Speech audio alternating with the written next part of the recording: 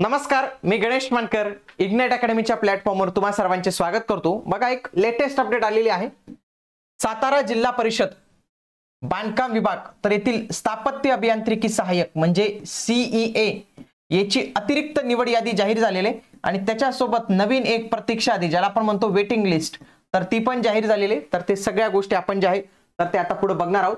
तत्पूर्वी आगामी काळात येणाऱ्या केडीएमसी, मनपा, NMMC, WRD, Mahatransco, CIDCO, MIDC कुठलीही स्पर्धा परीक्षा समजली तर त्याच्यासाठी सिव्हिल साठी आपण डायरेक्ट रिक्रुटमेंट एक्झाम म्हणजे सरळ सेवा बॅच जे आहेत तर ती लॉन्च केलेली, ज्याच्यामध्ये टेक्निकल आणि नॉन टेक्निकल अशा दोन्ही एक्सपर्ट फॅकल्टीज द्वारे तुम्हाला ट्रेन केले जाणार आहे, मार्गदर्शन केले जाणार आहे।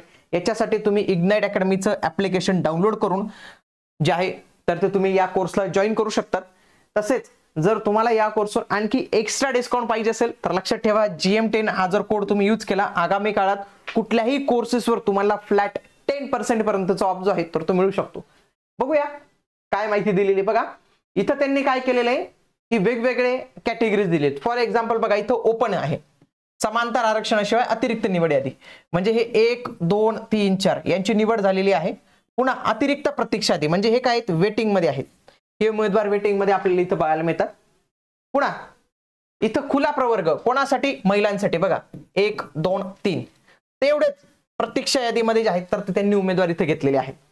बघा, खुला माजी सैनिक, त्याच्यानंतर अनुसूचित जमाती सर्वसाधारण, अनुसूचित जमाती सर्वसाधारण अतिरिक्त निवड यादी, भटक्या जमाती क सर्वसाधारण महिला, इतर मागासवर्ग ओबीसी, ओबीसी महिला, ईडब्ल्यूएस महिला।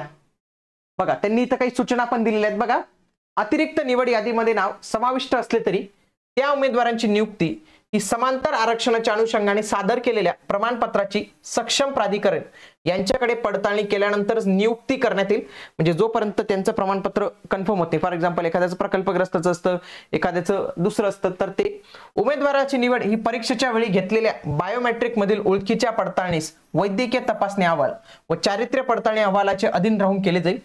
उमेदवारांनी सादर केलेली माहिती चुकीची व खोटेचे आढळून आल्यास अगर समांतर आरक्षणाबाबतचे प्रमाणपत्र, पडताळणी अहवाल, वैद्यकीय तपासणी अहवाल व चारित्र्य पडताळणी अहवालानुसार अपात्र ठरवण्यास संबंधित उमेदवारांचे नाव वरील निवड यादीतून कोणत्याही टप्प्यावरून कमी करण्यात येईल।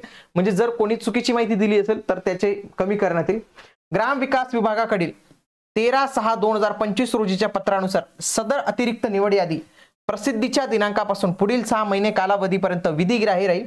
त्यानंतर ही निवड सूची जी आहे तर ती व्यापंगत होईल। म्हणजेच काय की याच्यामध्ये जे काही सांगितलेले तर ते जर जॉईन झाले किंवा तिथं जे इलिजिबल असतील तर त्यांना जॉईन करण्यात आलं तर ही 6 महिन्यांपर्यंत व्हॅलिड राहील। त्याच्यानंतर ही पुन्हा जी वेटिंग लिस्ट आहे तर त्याला पुन्हा मुदतवाढ जी आहे तर ते त्यांच्याकडून देण्यात येणार नाही। तर ही माहिती त्यांनी इथं दिलेली आहे। कोर्सेसला जॉईन करण्यासाठी इग्नाइट अकॅडमीचं ॲप्लिकेशन डाउनलोड करू शकतात। तसेच हा नंबर आहे, यांना कॉल करू शकतात। काही माहिती पाहिजे असेल कमेंट बॉक्समध्ये नक्की कळवत चला। भेटूया आता आपण पुढील व्हिडिओमध्ये। तोपर्यंत जय हिंद, जय महाराष्ट्र, धन्यवाद।